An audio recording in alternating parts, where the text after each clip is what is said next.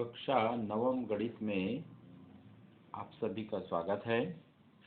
आज हम प्रश्नावली 9-3 से सवाल हल करेंगे। आइए क्वेश्चन नंबर 3 दिया गया चित्र है। इस चित्र में ध्यान से देखिए।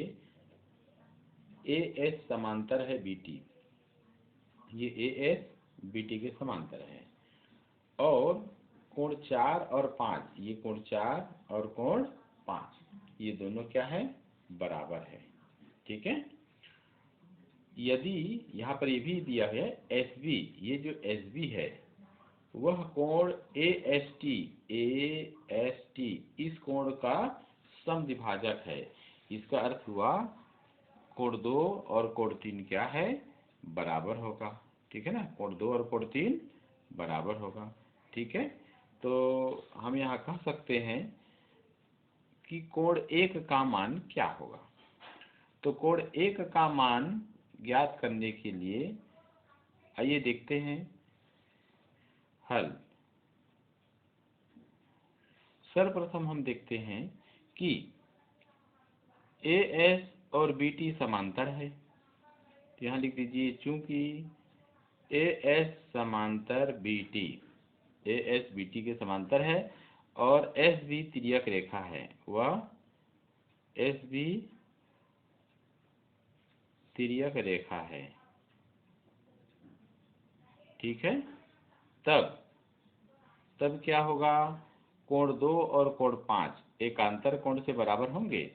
तो यहाँ लिख देंगे कोण 2 बराबर कोण 5। ये समीकरण नंबर 1 हो जाएगा। कारण एकांतर कोण से ऐसे। ठीक है, ये एकांतर कोण हो गया। अब एकांतर कोण के बाद यहाँ पर ये भी देखना है हमको कि चूंकि एस बी कोण ए एस टी का समद्विभाजक है, अर्थात कोण 2 और 3 बराबर है। तो यहाँ लिख देंगे तथा कोण 2 बराबर है कोण 3 के। इसको समीकरण 2 दे देंगे और कारण यहाँ लिख देंगे एस बी कोण ए एस टी का समद्विभाजक है, समद्विभाजक है। ठीक है। तो समीकरण 1 और 2 से ध्यान से देखिए। समीकरण 1 व 2 से तो ध्यान दीजिए, कोण 2 बराबर है कोण 5 के और यहाँ कोण 2 बराबर है कोण 3 के। इसका मतलब है कि कोण 3 और 5 भी आपस में बराबर हो जाएंगे। तो कोण 3 बराबर हो जाएंगे कोण 5 के ऐसे। ठीक है। ध्यान से देखना है। किंतु प्रश्न में और क्या दिया हुआ है, कोण 4 बराबर है कोण 5 के। कोण 4 बराबर है कोण 5, ये प्रश्न में दिया है। तो अब देखिए, कोण 3 बराबर है कोण 5 के, लेकिन कोण 5 बराबर है किसके, कोण 4 के। इसका मतलब है कि कोण 3, कोण 4 और कोण 5 तीनों ही आपस में बराबर है। तो इसका अर्थ हुआ कोण 3 बराबर कोण 4 बराबर कोण 5। ठीक है। और ये चित्र में देखिए, ये तीनों ही कोण, कोण 3, कोण 4, कोण 5, कोण 3 यहाँ है, कोण 4 ये है, कोण 5 ये है। ये तीनों ही कोण त्रिभुज एस बी टी के 3 कोण हैं। यहाँ लिख देंगे, लेकिन ये तीनों ही त्रिभुज एस बी टी के 3 कोण है, के 3 कोण है जो बराबर है, जो बराबर है। तो यदि किसी त्रिभुज के तीनों कोण आपस में बराबर हो जाए, इसका मतलब है वह त्रिभुज समबाहु त्रिभुज होगा। तो अर्थात यहाँ लिख सकते हैं, अर्थात त्रिभुज एस बी टी एक समबाहु त्रिभुज होगा, समबाहु त्रिभुज है। ठीक है ना। अब यदि ये समबाहु त्रिभुज है तो समबाहु त्रिभुज का प्रत्येक कोण कितना होता है, 60-60 अंश का होता है। तो इसका अभिप्राय है कोण 3 बराबर कोण 4 बराबर कोण 5, ये प्रत्येक 60-60 अंश का होगा। ठीक है। तो इस प्रकार से हो गया। अब यहाँ चित्र में एक बार फिर देखते हैं, क्योंकि हमको कोण 1 का माप निकालना है। कोण 1 यहाँ है, तो यहाँ पर देखिए पुनः ए एस समांतर है बी टी व इस बार तिर्यक रेखा आर टी को मान लेंगे। आर टी तिर्यक रेखा है, देखिए आर टी तिर्यक रेखा है। अतः कोण 1 और कोण 4 देखिए संगत कोण से बराबर है, तो यहाँ लिख देंगे कोण 1 बराबर कोण 4, कारण लिख देंगे संगत कोण से, संगत कोण से। अब यहाँ पर हम क्या देखे हैं, कोण 3, कोण 4, कोण 5 बराबर है 60 अंश के। इसका मतलब है कि कोण 4 60 अंश का है, तो यहाँ पर लिख सकते हैं, इसका अभिप्राय है कोण 1 बराबर कोण 4 का मान लिख दीजिए 60 अंश, ऐसे। तो इस प्रकार ये आंसर हमारे सामने है। ठीक है, आइए प्रश्न क्रमांक 4 देखते हैं प्रश्नवाली से। चित्र में, इस चित्र को देखिए, कोण एस पी आर। सबसे पहले ये देख लीजिए कि इस चित्र में भुजा क्यू पी को एस तक बढ़ाया गया है और भुजा आर क्यू को टी तक बढ़ाया गया है, तथा यहाँ पर कोण एस पी आर का मान 135 अंश दिया है और कोण पी क्यू टी का मान 110 अंश दिया है। तो कोण पी आर क्यू यानी इस कोण का मान निकालना है। देखिए यहाँ पर आप आसानी से यहाँ पर कोण पी आर क्यू का मान निकाल सकते हैं। सर्वप्रथम इसको देखिए, कोण एस पी आर और कोण पी आर क्यू ये दोनों कोण मिला करके रेखीय को बना रहे हैं। तो यहाँ लिख दीजिए कोण एस पी आर धन कोण पी आर, ये है, इसको लिख देना एस पी आर धन इस कोण को क्या लिख देंगे, क्यू पी आर लिख देंगे। क्यू पी आर बराबर 180 अंश, कारण लिख देंगे रेखीय युग्म अभिगृहित से। ठीक है, ऐसे। तो कोण एस पी आर का मान दिया हुआ है 135 अंश और यहाँ पर देखिए कोण क्यू पी आर बराबर 180 अंश। तो कोण क्यू पी आर बराबर 180 अंश ऋण 135 अंश। घटा के लिखिए कोण क्यू पी आर और बराबर 180 में से 35 को घटाइए तो आपका इसमें से घटा देंगे तो आ जाएगा कितना, 45 अंश। तो इस प्रकार से इस कोण का मान आ गया 45 अंश। ठीक है, अब ध्यान देना है, हमको ज्ञात करना है पी आर क्यू को। तो त्रिभुज पी क्यू आर के लिए कोण पी क्यू टी ये बहिष्कोण हो गया। अब त्रिभुज पी क्यू आर के लिए कोण पी क्यू टी बहिष्कोण है, ये बहिष्कोण हो गया, बहिष्कोण है। अतः बहिष्कोण प्रमेय क्या कहता है उसको लगा देंगे। तो बहिष्कोण प्रमेय से, तो बहिष्कोण प्रमेय से बहिष्कोण का मान, बहिष्कोण कोण पी क्यू टी इसका मान जो है सुदूर अंतः कोणों के योग के बराबर होता है, अर्थात कोण क्यू पी आर और प्लस कोण पी आर क्यू के। तो कोण पी आर टी का मान दिया हुआ है प्रश्न में 110 अंश और क्यू पी आर का मान अभी हमने ज्ञात किया है 45 अंश। तो कोण पी आर क्यू निकालना है, कोण पी आर क्यू। तो इसलिए कोण पी आर क्यू बराबर 45 को पक्षांतर कर देंगे, 110 अंश में से 45 को घटाएंगे तो ये आ जाएगा कोण पी आर क्यू का मान आ जाएगा 65 अंश। तो इस प्रकार ये आंसर हो गया। ठीक है, आइए प्रश्न क्रमांक 5 देखते हैं। इस चित्र में ध्यान से देखिए, कोण Z X Y Z X Y बराबर 62 अंश, कोण एक्स वाई जेड 54 अंश, एक्स वाई जेड ये पूरा कोण 54 अंश का है, वाई ओ व जेड ओ, ये वाई ओ है ये जेड ओ है, कोण एक्स वाई जेड का समद्विभाजक है वाई ओ, और कोण एक्स जेड वाई का समद्विभाजक है जेड ओ। ठीक है, तो ऐसी स्थिति में कोण ओ जेड वाई यानी इस कोण का मान और कोण वाई ओ जेड इस कोण का मान ज्ञात करना है। आइए हल करना प्रारंभ करते हैं। देखिए त्रिभुज एक्स वाई जेड में तीनों अंतः कोणों का योग 180 अंश होता है, हम लोग जानते हैं। तो यहाँ लिख देंगे कोण जेड एक्स वाई धन कोण एक्स वाई जेड धन कोण एक्स जेड वाई बराबर 180 अंश।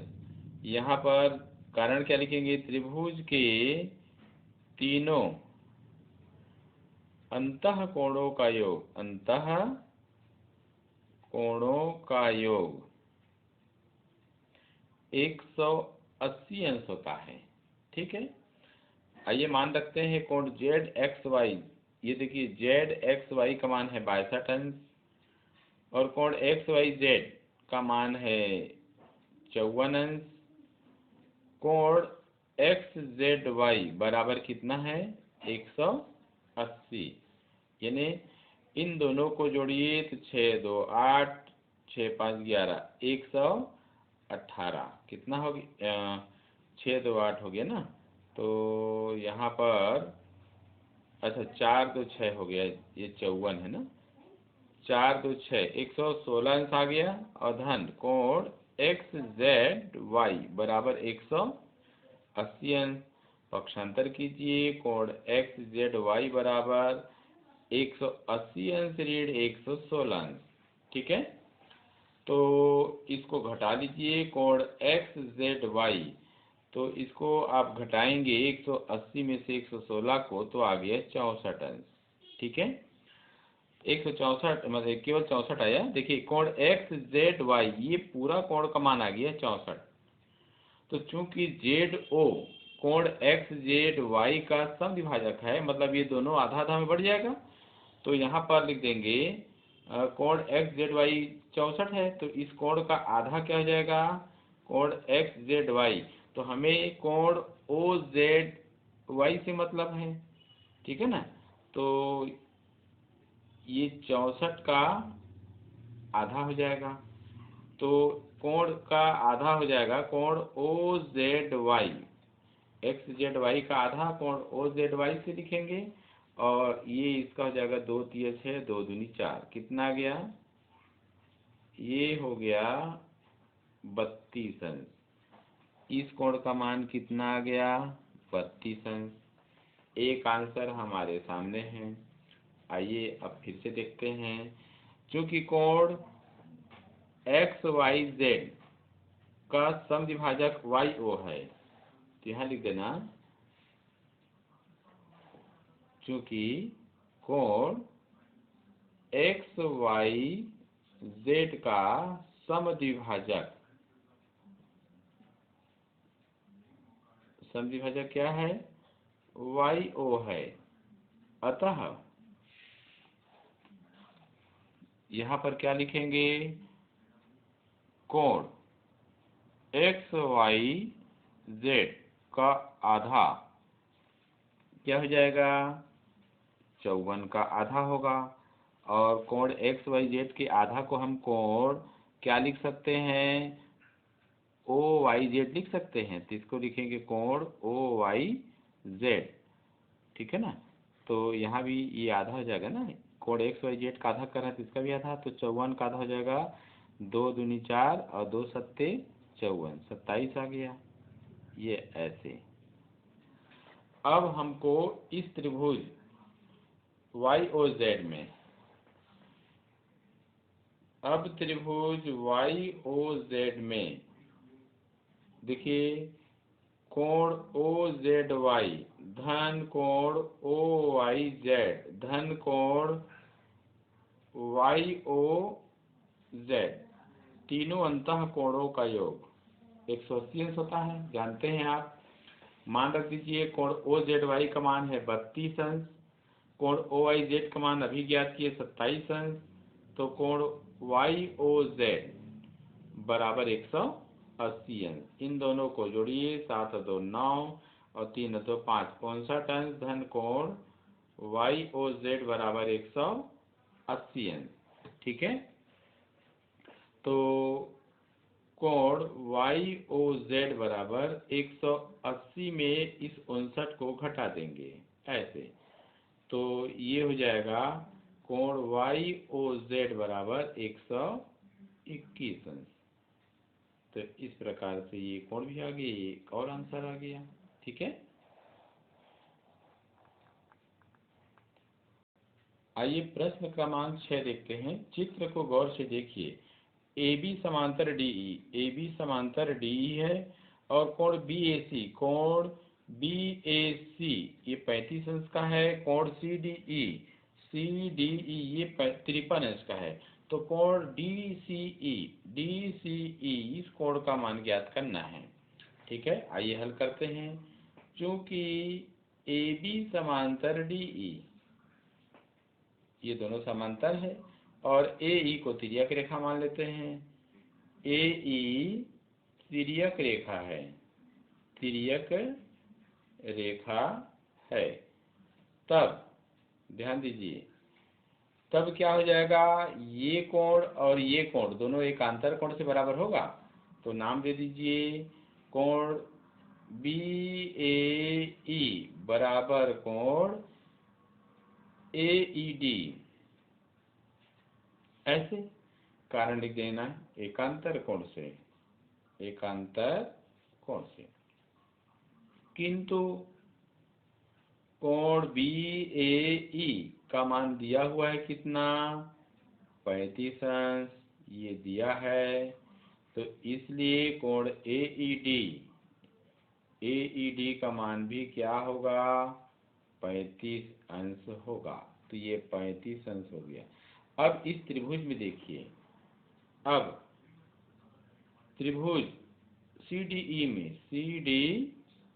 ई में तीनों अंतः कोणों का योग 180 अंश होता है, जानते हैं आप।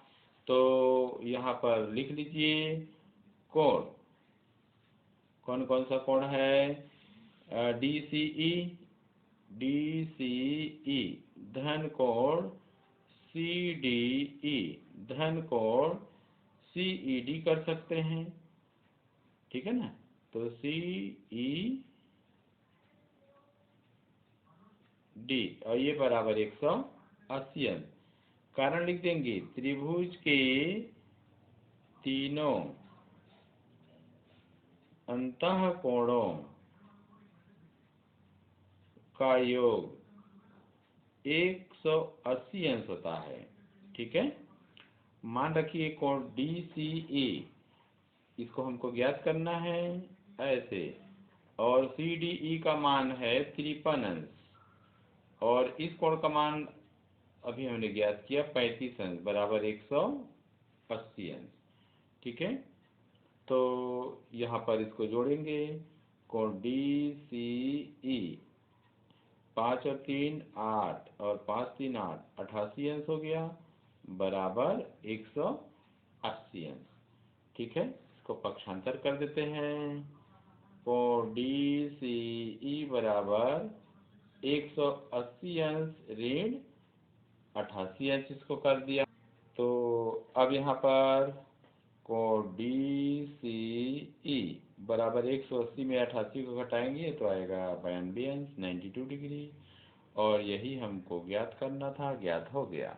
ठीक है, तो इस प्रकार से आप हर एक सवाल को, चित्र को देखिए, समझिए, और क्या दिया गया है उसको आधार बनाते हुए हमको आगे बढ़ना है। ठीक है, इस बीच में समांतर रेखाओं का जो गुणधर्म है, या त्रिभुज के तीनों अंतः कोणों का जो गुणधर्म है, अथवा जो बहिष्कोण प्रमेय है, इन सब का आपको ध्यान में रखना है और सवाल को आगे हल करते जाना है। ठीक है।